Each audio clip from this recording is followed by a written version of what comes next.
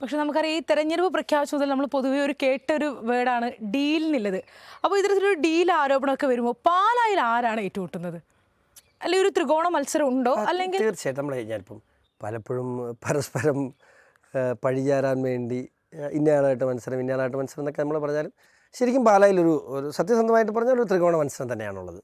അതിൽ ഒരു പടി മുന്നിൽ ഞാൻ ഒരു ഫൈറ്ററായി കാണുന്നത് UDF സ്ഥാനാർത്ഥിയെ തന്നെയാണ്. സ്വാഭാവികമായിട്ട് അദ്ദേഹം നിലവിലുള്ള MLA ആണല്ലോ. മറ്റേയാൾ കഴിഞ്ഞ പ്രാവശ്യം തോറ്റ ആളാണ്. അപ്പം ജോസ് കെ മാണിയെ 3ാം സ്ഥാനത്തേക്ക് തന്നെയാണ് ഞാൻ കാണുന്നത്. ഒരു ത്രികോണ മത്സരം, തീർച്ചയായിട്ടും ത്രികോണ മത്സരം തന്നെയാണ്. പക്ഷേ ഇവർ രണ്ടുപേരും അംഗീകരിക്കില്ല. കാരണം BJP ആണല്ലോ. BJPയെ ത്രികോണ മത്സരം എന്നാൽ അംഗീകരിക്കാൻ അവർക്ക് വലിയ ബുദ്ധിമുട്ടാണ്. പക്ഷേ ഞാനത് അംഗീകരിക്കുന്നു. യാഥാർത്ഥ്യം പറഞ്ഞുകൊണ്ട് പോകുന്നതൊക്കെയാണ് എനിക്കിഷ്ടം. പക്ഷേ 2ാം സ്ഥാനത്ത് സ്വാഭാവികമായിട്ട് മാണി സി കാപ്പനും 3ാം സ്ഥാനത്ത് ജോസ് കെ മാണി എന്നാണ് എൻ്റെ വിലയിരുത്തൽ. പക്ഷേ പൊതുവെയുള്ള ഒരു സംസാരം LDFും UDFും തമ്മിലാണ് മത്സരം എന്നുള്ളതാണ്. അല്ല, അവർക്കത് പറയാമല്ലോ. പൊതുവേ ഉള്ള സംസാരം എന്ന് പറയില്ല, അവർ പറയുന്ന സംസാരം. പൊതുവേ ഉള്ള സംസാരം വെച്ച് റോഡിൽ ഇറങ്ങി ചോദിച്ചാൽ അവർ പറയും ആരാന്ന്. അങ്ങനെയല്ല, നമുക്ക് പൊതുവെ ഒരു കേരള രാഷ്ട്രീയത്തിന്റെ പശ്ചാത്തലം പരിശോധിക്കുമ്പോൾ പൊതുവേ ഉള്ള കേരള രാഷ്ട്രീയം മാറണ്ടേ? ഇത് 1982 കാലഘട്ടങ്ങളിൽ BJP വരുമ്പോൾ അന്ന് BJPക്ക് 2 MPമാരുണ്ടായിരുന്നു. അന്ന് എന്താ എല്ലാവരും പറഞ്ഞേ?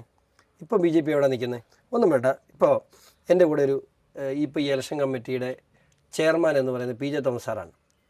ഈ PJ തോമസ് സാറ് ഞങ്ങളുടെ നാട്ടുകാരനാണ്. പൂഞ്ഞാറ് പെരിങ്ങുളം അടിവാരമാണ് സാറിൻ്റെ വീട്.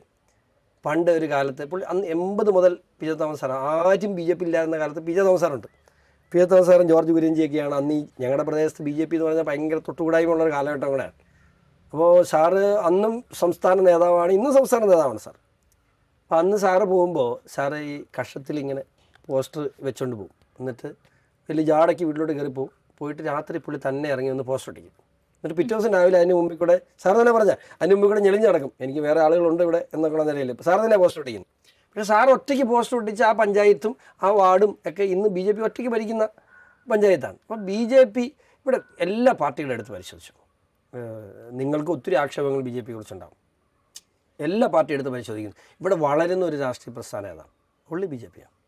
കോൺഗ്രസ് വളരുന്നുണ്ടോ? ഞങ്ങൾ അധ്വാനിക്കും, അതിൻ്റെ അപ്പം ഭക്ഷിച്ചുകൊണ്ട് അവർ പോകും. കഴിഞ്ഞ ലോക്സഭാ തെരഞ്ഞെടുപ്പിൽ ഏറ്റവും വലിയ വിവാദമായിരുന്നത് മാസപ്പടിയാണ്. എൻ്റെ അധ്വാനം, എൻ്റെ രക്തം, എൻ്റെ വേർപ്പ് ഞാൻ കൊണ്ടുവന്നതാണ്. ആ യുദ്ധത്തിൻ്റെ അവസാനം ഗുണം കിട്ടിയത് UDFന്.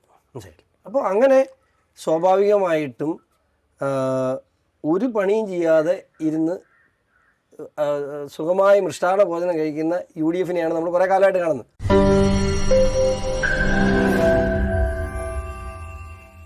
ലോകത്തെവിടെയായാലും ഏത് സമയത്തും 24 വാർത്തകളും ഓഗ്മെന്റഡ് റിയാലിറ്റി പാക്കേജുകളും എക്സ്പ്ലെയിനറുകളും വിശദമായി കാണാൻ ഞങ്ങളുടെ YouTube ചാനൽ നിങ്ങൾക്ക് സബ്സ്ക്രൈബ് ചെയ്യാം.